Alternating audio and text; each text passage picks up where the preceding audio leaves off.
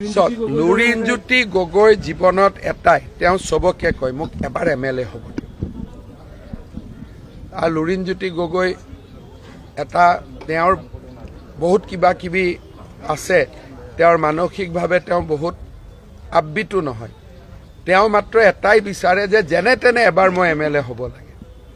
সেইকাৰণে তেওঁ কংগ্ৰেছৰ ওচৰত আত্মসমৰ্পণ কৰি থৈছে মুখ্যমন্ত্ৰীৰ কথাত গুৰুত্ব দিব নালাগে মুখ্যমন্ত্ৰীয়ে কি কথা কয় নিজেই নাজানে তেওঁ এতিয়া মুখ্যমন্ত্ৰীত্ব হেৰুৱাব বুলি বিজেপিৰ পৰাজয় আৱশ্যভাম্বী বুলি ভাবি হিতাহিত জ্ঞান হেৰুৱাই ইমবেলেন্স হৈ যিটি কথা কৈ আছে যিটি বকি থকা আজিও দেখিছো আগতেও তেওঁ যিকোনো সভাতে আপোনালোকে চাওকচোন এগৰাকী মুখ্যমন্ত্ৰীয়ে যিবোৰ কথা ক'ব নালাগে সেইবোৰ তেওঁ ভাবে যে ক্ষমতাই তেওঁৰ সৰ্বোচ্চ সেইকাৰণে আদৰ্শ নাই তেওঁ কিবা আদৰ্শগত কথাত বিজেপিলৈ গৈছে নেকি এতিয়া যে ইমান আদৰ্শৰ ডাঙৰ ডাঙৰ হীৰা ফুলাই কথা কয় তেওঁ লুই বাৰ্জাৰ কেলেংকাৰী এই গোটেই ডিমা হাছাও কেলেংকাৰী কিবা কিবি কেলেংকাৰীত CBI তেওঁক তদন্ত কৰি তিহাৰ জেলত দিব বুলিহে তেওঁ ৰাম জাপ মাৰি পিনে বিজেপিলৈ গৈছে তেওঁৰ কথাৰ কোনো মূল্য নাই দাম নাই আৰু মুখ্যমন্ত্ৰীৰ কাৰণে উপযুক্ত নহয় বুলি ইতিমধ্যে তেওঁৰ কাম কাজে তেওঁ প্ৰমাণ কৰিছে হিমন্ত বিশ্ব শৰ্মাই নিজৰ কেলেংকাৰী ঢাকিবৰ কাৰণে বা জেললৈ যোৱাটো বাৰণ কৰিবলৈ তেওঁ বিজেপিলৈ গৈছে এইটো কথা কোনে নাজানে তেখেতৰ কথা কি দাম আছে তেখেতৰ নিচিনা ভাবিছে নেকি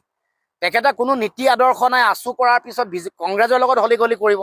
কংগ্ৰেছ কৰি থাকোঁতে বিজেপিৰ লগত হলিগলি কৰিব আলফা কৰি থাকোঁতে চালফাগিৰি কৰিব আদৰ্শহীন মানুহ এজনৰ কথাত গুৰুত্ব দিয়া কি কথা আছে তেওঁক চকচোন এটা আদৰ্শ জীৱনত স্থিৰ কৰি ৰাখক আদৰ্শ জীয়াই ৰাখি ৰাজনীতি কৰি দেখুৱাকচোন হিমন্ত বিশ্ব শৰ্মাৰ দম আছে যদি কাইলৈ AIDFত যদি শক্তিশালী হয় AIDF জইন কৰিব কাইলৈ ৰাইজৰ দল শক্তিশালী ক'লে ৰাইজৰ দল জইন কৰিব তেওঁ নিজে ক্ষমতাত থাকিব লাগে দুৰ্নীতি কৰি সিন্ডিকেট কৰি কমিশ্যন লৈ নিজৰ জীৱন গঢ়িব লাগে নিজৰ ঘৈণীয়েকক সুখী কৰিব লাগে আৰু নিজৰ পুত্ৰক কোম্পানী মালিক কৰিব লাগে উজনি অসমৰ তেওঁ বাগানৰ মালিক হ'ব লাগে তেওঁ TV চেনেলৰ মালিক হ'ব লাগে পেপাৰৰ মালিক হ'ব লাগে তেওঁ স্কুলৰ মালিক হ'ব লাগে ৰিজৰ্টৰ মালিক হ'ব লাগে তাত বাদ দি অসমৰ সমস্যা জাতীয় বিষয়ক লৈ হিমন্ত বিশ্ব শৰ্মাৰ কি কাম কৰিছে কওকচোন গতিকে এইবোৰ কথা মুখ্যমন্ত্ৰীয়ে মই চেলেঞ্জ কৰিছো আদৰ্শ এটা আছে বুলি কওকচোন তেওঁৰ জীৱনত কিবা যদি আদৰ্শ যদি আছে কেৱল মাত্ৰ দুৰ্নীতি কমিশ্যন সিন্ডিকেট কৰা আদৰ্শ তেওঁৰ আছে দম নোহোৱা কোনো ধৰণৰ দম নাই কোনো সাহস আছে নেকি হিমন্ত বিশ্ব শৰ্মাৰ একো দম নাই জেলৰ কথা ক'লে পুৰপুৰকে গৈ পাত বেঙৰ দৰে জপিয়াই বেলেগ বেলেগ দলৰ এতিয়া চাই থাককচোন যদি কংগ্ৰেছ চৰকাৰ আহে কেনেকৈ দিল্লীত গৈ ভৰিত পৰিবগে কেনেকৈ ৰাহুল গান্ধী সোনিয়া গান্ধী প্ৰিয়ংকা গান্ধী কেনেকৈ চুচৰি গৈ ভৰি পৰিবগে জেল যোৱাৰ যেতিয়া আটাইতকৈ ভয়াতুৰ আটাইতকৈ নিকম্মা কাম নোহোৱা দুৰ্নীতিগ্ৰস্ত